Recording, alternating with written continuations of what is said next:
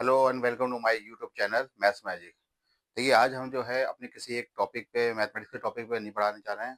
आज हम कुछ ऐसा मतलब सजेस्ट करने वाले हैं जिसके बारे में हमें शायद पता नहीं है। जैसे कि हम काउंटिंग के बारे में सब बचपन से पढ़ते आए हैं। जब से हम इंसान हैं सब जानते हैं कि काउंटिंग जो होती है 1 2 3 4 5 6 इसी रूप में चलती रहती है आगे तक। लेकिन हमें आज तक ये नहीं पता चला है, इस बारे में हम बिल्कुल नहीं पता लग पाए कि आखिर हम इसको 1 ही क्यों कहते हैं, इसको 2 ही क्यों कहते हैं, इसको 3 क्यों कहते हैं। 1 हम इसको भी तो कह सकते थे या फिर 1 इसको भी कह सकते थे। किसी का नाम पर्टिकुलर जो रखा गया है, आखिर क्यों रखा गया है, इसके पीछे रीज़न क्या है? इसके लिए हमने काफ़ी कुछ रिसर्च करने की कोशिश करी, काफ़ी सर्च करने की कोशिश करी, तो हम इस नतीजे पे पहुँचे कि इसका नाम ये ही क्यों रखा गया, 1 का नाम 1 ही क्यों रखा गया, 2 का 2 क्यों रखा गया।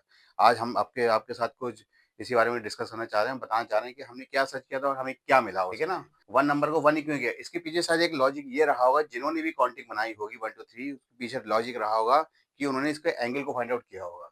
जैसे कि 1 को देखें तो 1 में सिर्फ एक ही एंगल बनता है, बीच में सिर्फ एक ही एंगल फाइंड आउट होता है, तो इसलिए शायद इसका नाम 1 रखा गया है। इसी तरह से अगर हम 2 पे फोकस करें तो आपने देखा होगा 2 कुछ इस तरीके से बनता है, या ये कहिए इस तरह से बनता है। तो 2 के बीच में केवल और केवल 2 ही एंगल बन पाते हैं, 1 और 2, तो इसलिए शायद इसका नाम 2 यूं पड़ा है।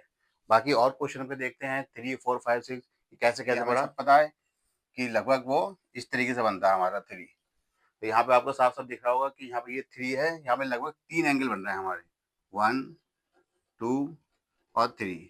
तो हो सकता है जिन्होंने भी काउंटिंग को बनाया हो उन्होंने इसी पर्पज से इसका नाम 3 रखा हो। आगे बात करते हैं 4 की। 4 हम सबको पता है इस तरह से बनता है। इसमें 4 एंगल हैं, 1 2 3 और ये 4। आगे बाकी और नंबर पे फोकस करते हैं।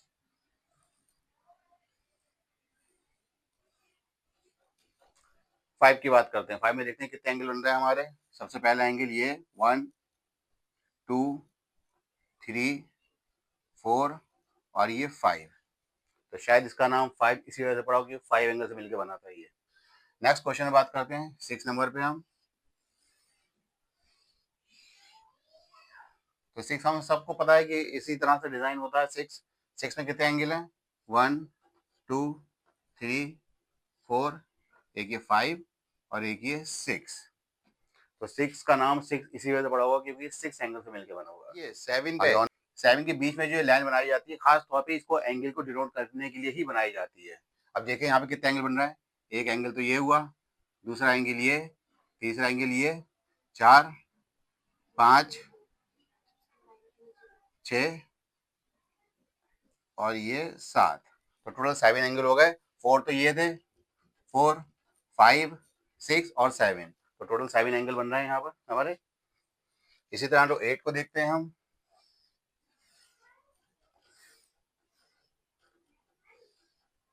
8 में देखिएगा यहाँ पे ये 8 है, 1 2 3 4 5 6 7 और 8।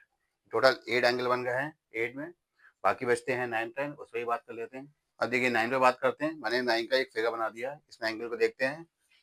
1 2 3 4 और ये 5 6 7 8 और एक ये 9। तो टोटल इसमें 9 एंगल बन रहे हैं। अब लास्ट नंबर जो बचता है हम पर 0, इसमें कोई भी एंगल बनना पॉसिबल नहीं है और शायद इसीलिए इसका नाम रखा गया है 0। तो इस तरह से हमने सारे एंगलों का मतलब जितने भी नंबर थे उसमें एंगल फाइंड करने की कोशिश करी है। और जिन्होंने भी ये काउंटिंग वगैरह बनाई होगी किसी भी टाइम में, तो शायद कहीं ना कहीं उन्होंने एंगल को ध्यान में रखा गया होगा, उसी तरह से इनके नाम रखे गए हैं। Thank you very much.